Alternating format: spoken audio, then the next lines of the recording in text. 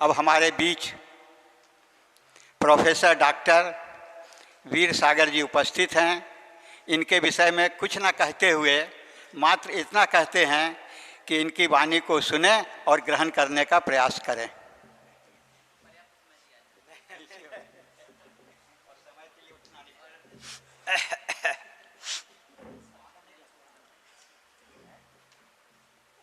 नमः समय साराय स्वानुभूत्या चकासते चित् स्वभावाय भावाय सर्वभावांतरच्छिदे। मेरा विषय है सम्यक दृष्टि की दृष्टि में स्वयं और पर। सम्यक दृष्टि की दृष्टि में स्वयं और पर। समय सार का एक केंद्रीय प्रतिपाद्य विषय है ये, और इसमें पूरा जिनागम, पूरा तत्व ज्ञान समाहित है। आचार्य कुंद स्वामी का मानना है कि ये दो द्रव्यों को दो जान लिया जाए, स्व और पर का भेद जान लिया जाए तो सारी बातें समझ में आ जाती है। और यदि इन दो को दो नहीं जाना तो सारी समस्या 84 लाख योनियां इसी से बन जाती है। वे बहुत साफ शब्दों में लिखते हैं। समय सार लिखने का प्रयोजन ही ये बताते हैं, एयत्र निश्चय गदो समो सवत्थ सुंदरो लोगे बंद कहाए यत्ते तेण विसंवादिनी होदी। एकत्व निश्चय को प्राप्त समय सबसे सुंदर है। दरअसल इस विषय पर थोड़ा समय लगाकर घंटों सामायिक करके चिंतन करने की जरूरत है कि स्वयं स्वयं है और पर है, बस खेल खत्म है। इतने में पूरा मोक्ष मार्ग है। स्वयं और पर के बीच में वज्र की दीवार है। पर असुंदर नहीं है, लेकिन पर है। हम स्वयं जो है, स्वयं के आश्रय से जीव को सुख शांति की प्राप्ति होती है। इसलिए पूरा विश्व तराजू के एक पलड़े में रखो और दूसरे पलड़े में अपना स्वयं रखो, बस इतने में पूरा मोक्ष मार्ग समझ में आ गया। ये एक बहुत ही ज़्यादा महत्वपूर्ण और गंभीर विषय है, जिसको समय सार में कई तरीके, सही पूछो तो आदि से अंत तक यही विषय मुझे व्याप्त होता हुआ दिखाई दे रहा है पूरे में, चाहे वो कोई अधिकार उठा लो। और इसीलिए ऐसा स्वर आता है बार बार, भेद विज्ञानतः सिद्धा सिद्धा ये किल केचन अस्यैवा भावतो बद्धा बद्धा ये किल केचन। दो में स्वयं और पर में जो भेद विज्ञान करते हैं वे ही सिद्ध हुए हैं, वे ही सिद्ध होंगे। और जितने भी संसार में परिभ्रमण कर रहे हैं, दुख पा रहे हैं, सो केवल इसी वजह से पा रहे हैं कि वे स्वयं और पर को मिला रहे हैं। स्वयं और पर को मिलाना सर्व समस्याओं का कारण है, और स्वयं और पर को अलग अलग करना वो सुख शांति का मार्ग है। तो विचारणीय है कि सम्यक दृष्टि की दृष्टि में, आचार्य कुंद देव की दृष्टि में, समय सार और समय देशना की दृष्टि में क्या है स्वयं और पर। यहाँ भी कुछ विशेष बात है, उतनी मोटी बात नहीं है जैसी कोई कह दे। स्वयं और पर का एक अर्थ तो ये है कि पर द्रव्य पर है और स्व द्रव्य स्व है, लेकिन इतने में बात खत्म नहीं होती। नहीं तो समय सार का समय सारत्व क्या रहा। समय सार कहता है कि पर तो पर है ही है, वो तो छोड़ ही दो। अब स्वयं में 4 हिस्से कर दो। स्वयं के जो अपने द्रव्य गुण पर्याय के अंदर जो लक्ष्मण रेखा के अंदर स्वयं है, पर द्रव्य तो पर है ही है, लेकिन स्वद्रव्य में भी सारा स्वयं नहीं है, बहुत मिलावट हो रही है, शुद्ध स्वयं नहीं है। शुद्ध सोने की कीमत होती है, किट्टी कालीमा की कीमत नहीं होती है। ये मिलावट हटा करके बात करो, दूध की बात करो, पानी मिला रखा है, पानी की क्या बात करें। मिलावट को छांट करके, कटता काट करके, आपको बाजार में कोई सामान देता है खराब, तो आप गंदगी का पैसा नहीं देते हैं, कटता काटते हैं। तो स्वयं में जो कटता है, पर का माल है, उसको पर को वापस करो। मेरे बैंक में 10 लाख रुपए हैं, लेकिन 5 लाख भाई साहब श्रेयांश जी के हैं, तो वो तो उनके कट करके मेरे बताओ ना भाई, वो तो उनके हैं। तो ऐसे ही स्वयं के पास भी एक तो वो कहते हैं पहले नंबर पर सारे अशुद्ध भाव न्यारे करो, रागादि पूरे भाव वो पर है। फिर दूसरे नंबर पर अल्प शुद्ध भाव, एक देश शुद्ध भाव, अशुद्ध पर तो पर है ही, और जो स्वयं में औदैहिक भाव रूप अशुद्धि है, रागादि रूप अशुद्धि है, उसे दूर करो। फिर क्षयोपशम भाव रूप जो एक देश शुद्ध भाव है, मति ज्ञान, श्रुत ज्ञान, इसको भी भिन्न करो। ये भी पर है, स्व नहीं है। फिर तीसरा पूर्ण शुद्ध भाव है, केवल ज्ञान, बोले ये भी भिन्न है।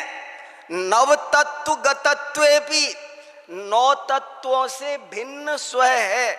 ये बहुत बारीक बात है, और इसके लिए उन्होंने एक विषय और बनाया बहुत सुंदर, जिसका नाम दिया स्वयं समय और पर समय। ये आचार्य कुंद देव की मानो मौलिक अवधारणा है। जनरली स्वयं समय और पर समय का अर्थ स्वदर्शन परदर्शन, स्वमत परमत रहा। अष्टसहस्री जब ये कहती है कि विज्ञायते ययैव स्व समय पर समय सद्भाव, तो वहाँ स्व समय पर जब आचार्य की परिभाषा में आता है स्व समय पर समय विदण्णु, तो वहाँ स्व समय पर समय का अर्थ स्वमत परमत है। ज्यादातर जगह स्व समय पर समय का नाम स्वमत परमत के लिए आया है, लेकिन आचार्य कुंद के 5 ग्रंथों में चर्चा आई स्व समय पर समय की, और वो एक बारीक बात सामने लेकर आई, और वो ये लेकर आई कि स्व समय और पर समय माने क्या। कितने ही लोग इतना सा अर्थ करते हैं कि स्व आध्यात्मिक अर्थ में भी आगे नहीं बढ़ते हैं, वो स्वमत परमत से आगे बढ़कर भी, स्वमत परमत से आगे बढ़कर भी सम्यक दृष्टि स्व समय है। दंसन नाण चरित्र में जो स्थित है वो स्व समय है, और पुद्गल कर्म प्रदेशों में स्थित है वो पर समय है। लेकिन वो अभी बारीक बात कहते हैं। सम्यक दृष्टि और मिथ्या दृष्टि में से पहला रयण सार गाथा नंबर, इसमें एक बड़ी अच्छी चर्चा स्व समय पर समय वाले में विशेष डाल दी। तब भेदम जान गुण ठाणे, इसको गुणस्थान के लेवल से घटाकर देखना। गुणस्थान के लेवल से क्यों घटाना कि पहला स्टेज ये बात सही है कि जितने भी मिथ्या दृष्टि हैं वे पर समय हैं, और सम्यक दृष्टि हैं वे स्व समय है। लेकिन बोले अभी रुक जाओ, सम्यक दृष्टि भी जब स्वयं में स्थित है तब स्व समय है, और पंचम गुण स्थान वाले की अपेक्षा देखा जाए तो सम्यक दृष्टि चतुर्थ गुण स्थानवर्ती पर समय और पंचम गुण स्थानवर्ती स्व समय। और आगे बढ़ेंगे तो छठे सातवें गुण स्थान वर्ती मुनिराज वो स्वयं समय, और पांचवें गुण स्थान वाला पर समय। और आगे बढ़ो, मतलब कितनी, कहने का मतलब ये है कि जिस समय शुद्धोपयोग में लीन हो उसी समय तुम अपने हो, बाकी टाइम तुम पराये हो। तुम अपने हो ही नहीं, तुम अपने हो ही नहीं, तुम पराये हो। और मैं क्या बताऊं, मेरे रोंगटे खड़े होते हैं इस लाइन को पढ़ कर के। जैन दर्शन का कितना बड़ा वैशिष्ट है। पर दव्वादो दुग्गदी, वो कहते मोक्ष पाउड़ गाथा नंबर 104, अरुआ सिद्धाइरिया वज्झाया साहु पंच पर मेठी तेवी चिट्ठ दिया दे तम्मा आदाहु में शरणम।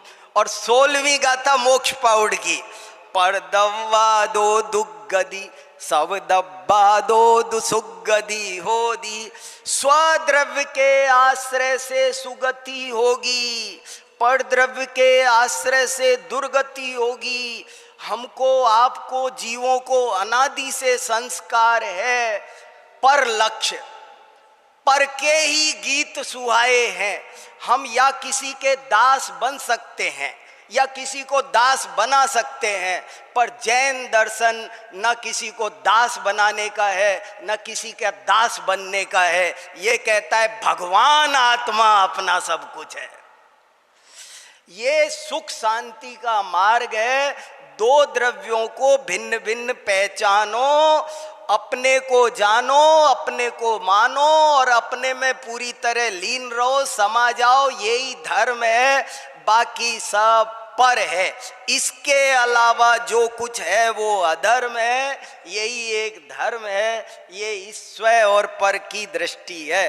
तो ज्ञानी की दृष्टि तो मोक्ष पर भी नहीं है, केवल ज्ञान पर भी नहीं है। मुझे क्या करना, स्वानुभूत्या चकासते, स्वानुभूति पर नहीं। किसको नमस्कार किया? स्वानुभूति को नहीं, स्वानुभूति के में जो प्रकाशित होता है उसकी, उस कारण परमात्मा की। ये कारण परमात्मा ही आश्रयणीय है, यही स्वयं है। और इसका आश्रय होने पर सब चीज ऑटोमेटिक प्रकट होती है। ये समय सार का कुछ गहरा रहस्य है।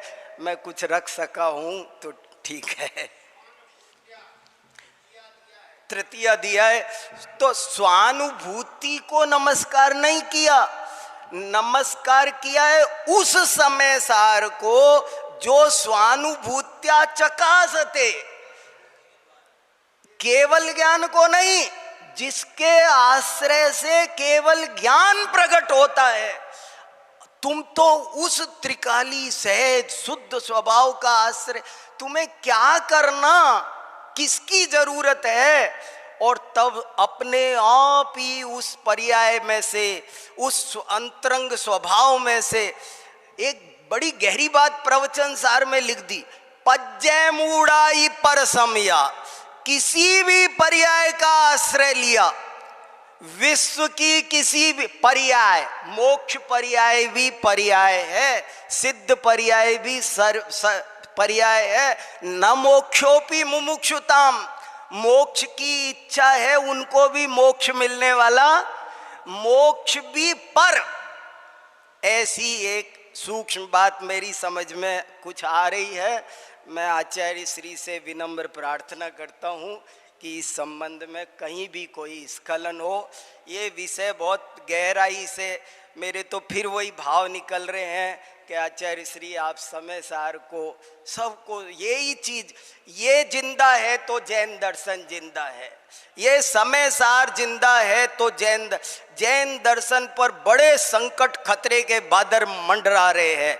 लेकिन जब तक समय सार का सूर्य उगा है तब तक जैन धर्म समाज को कोई संकट नहीं आ सकता, कितना भी कुछ हो ले। जिस दिन समय सार के सूरज पर बादल आएंगे उस दिन संकट आएगा समाज पर।